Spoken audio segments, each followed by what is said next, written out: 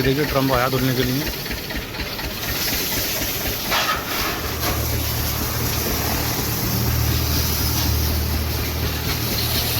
लाल colour की condition है।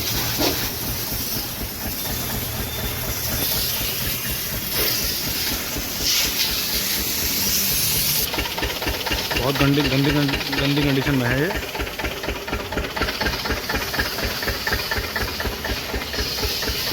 खाद दवा क्या हो रहा इसका।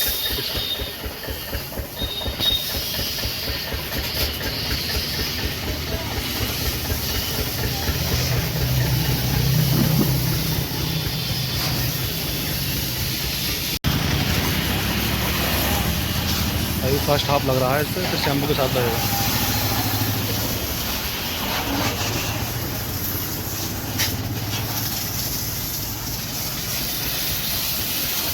इधर से धूप क्लियर हो चुकी है, इसमें फर्स्ट हाफ है।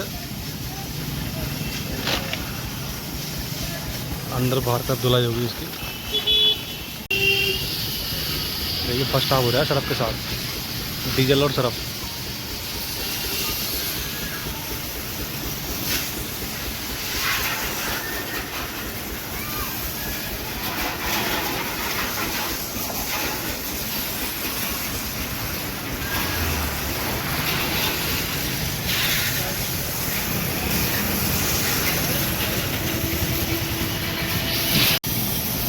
कंडीशन देखिए अब डीजल लगने के बाद।